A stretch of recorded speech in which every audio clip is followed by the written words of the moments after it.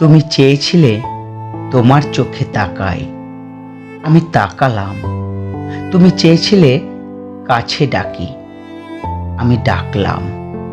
তুমি চেয়েছিলে পাশে বসি, আমি বসলাম।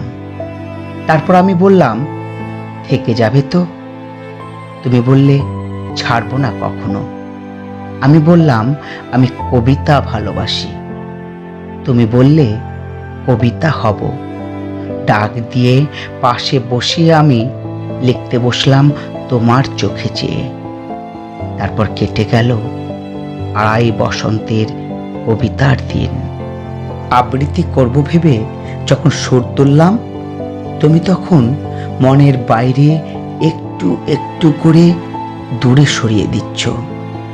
অতঃপর কবিতার মৃত্যুতে নোটিশ টাঙিয়ে বললে, তোমার চোখ নেই, কান নেই, ডাক শোনো না আমার, মাটিতে বসতে পারো না। আমি বুঝলাম অবশেষে তুমি কবিতা নও, অঙ্ক ছিলে। আমি ঠিক বুঝতে পারিনি। কবিতা ভেবে মুখস্থ করে নিচ্ছিলাম, কিন্তু অঙ্ক তো মুখস্থ করে লাভ নেই, সূত্র বুঝতে হয়। ছেড়ে যাওয়ার কথায় আমি আকুলতা উদযাপন করে দ্বারস্থ যখন তোমার চোখে, তুমি তখন হিসেব বিজ্ঞানের জটিল সমীকরণের মতোই তোমার মনের অনিশ্চিত হিসেব দেখিয়ে ডেবিট ক্রেডিট দেওয়াল তুলে দিলে। আমাকে ছেড়ে যাওয়ার দেওয়াল দেখিয়ে দিলে অজুহাত নামক যন্ত্রের যাতনার অঙ্ক।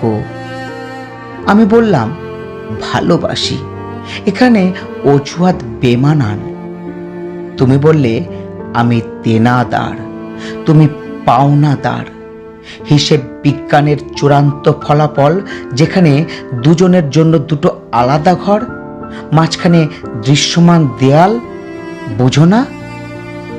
আমি এবার সত্যি সত্যি বুঝলাম, আমি কবিতা ভালোবাসতাম, তুমি অঙ্কে পাকা মানুষ।